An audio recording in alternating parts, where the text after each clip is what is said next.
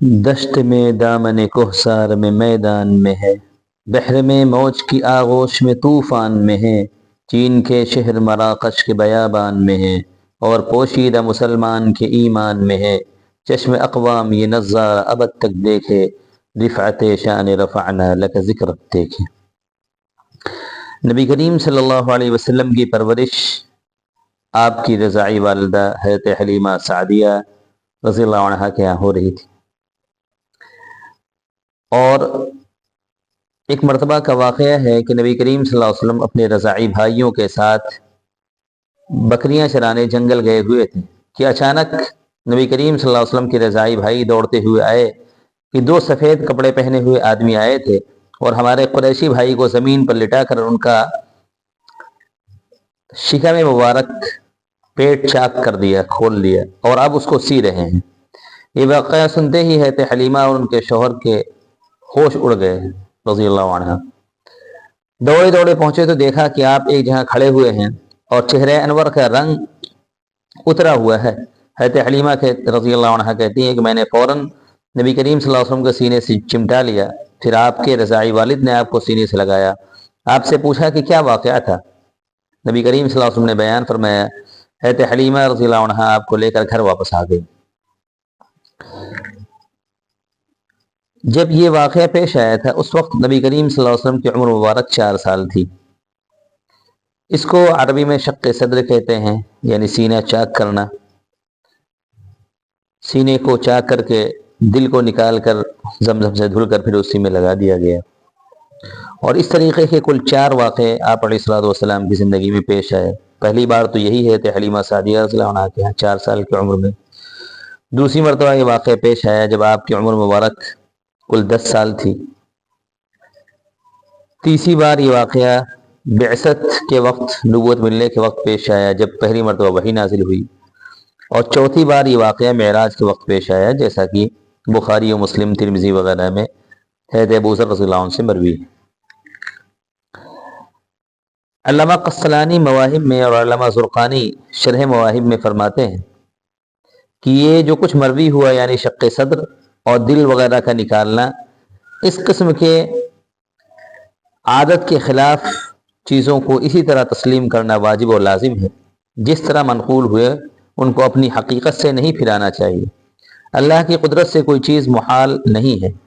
امام قرطبی، علامہ طیبی، حافظ طورپشتی، حافظ عسقلانی، علامہ سیوطی اور دیگر اکابر علماء کا بھی یہی فرمانا ہے کہ شق صدر یعنی نبی کریم صلی اللہ علیہ وسلم کے سینے کا کھولے جانا یہ اپنی حقیقت پر محمول ہے۔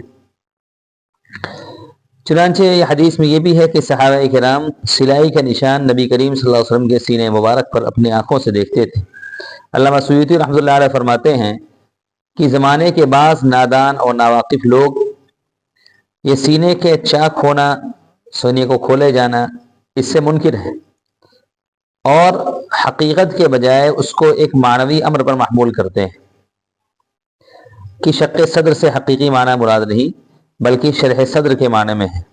یہ صریح جہالت اور سخت غلطی ہے جو اللہ تعالیٰ کی عدم توفیق اور علوم فلسفیہ میں انہماک اور علوم سنت سے دوری کی وجہ سے پیدا ہوئی۔ اللہ تعالیٰ ہم سب کو اس سے محفوظ رکھے۔ نبی کریم صلی اللہ علیہ وسلم کے موڈھوں پر مہر نبوت لگائی گئی تھی۔ جب کسی چیز کی حفاظت مقصود ہوتی ہے تو مہر لگا دیتے ہیں تاکہ جو چیز اس میں رکھی جائے وہ اس میں سے نکلنے نہ پائے۔ جواہرات بھر کر تھیلی پر مہر لگا دیتے ہیں کوئی موتی نہ نکلنے پائے۔ اسی طرح نبی کریم صلی اللہ علیہ وسلم کے دل مبارک کو علم و حکمت سے بھر کر دونوں موڈھوں کے درمیان مہر لگا دی گئی تاکہ اس سے کوئی چیز ضائع نہ ہو۔ اب یہ مہر کب لگی تھی؟ تو زیادہ صحیح اور راجح قول یہ ہے کہ یہ مہر نبوت جو آپ کے موڈھوں پر تھی وہ پیدائش کے وقت سے ہی آپ کے موڈھوں پر موجود تھی۔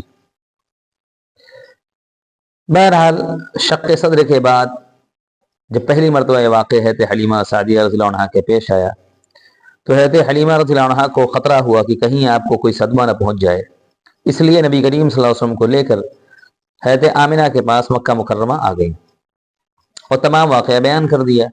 حضرت آمنہ اس واقعے کو سن کر بالکل بھی خوف زدہ نہیں ہوئی اور ان انوار و تجلیات اور خیرات و برکات کا جو زمانے حمل اور ولادت باسعادت کے وقت ظاہر ہوئے تھے، ذکر کر کے یہ فرمایا کہ میرے اس بیٹے کی شان بہت بڑی ہوگی اور اس بچے تک شیطان کی رسائی ناممکن ہے، تم مطمئن رہو، اس کو کوئی تکلیف نہیں پہنچ سکتی۔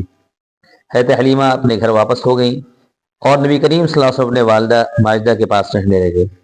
جب عمر شریف 6 سال کو پہنچی تو حضرت آمنہ نے مدینہ کا قصد فرمایا اور نبی کریم صلی اللہ علیہ وسلم کو بھی ساتھ لے گئیں۔ حضرت ام ایمن بھی آپ کے ہمراہ تھیں۔ 1 ماہ اپنے میکے میں قیام کیا، یعنی مدینہ منورہ میں، پھر آپ علیہ الصلوۃ والسلام کو لے کر واپس ہوئیں۔ راستے میں ابوا نام کی ایک جگہ میں حضرت آمنہ نے انتقال فرمایا اور وہیں مدفون ہوئیں۔ انا للہ و انا الیہ راجعون۔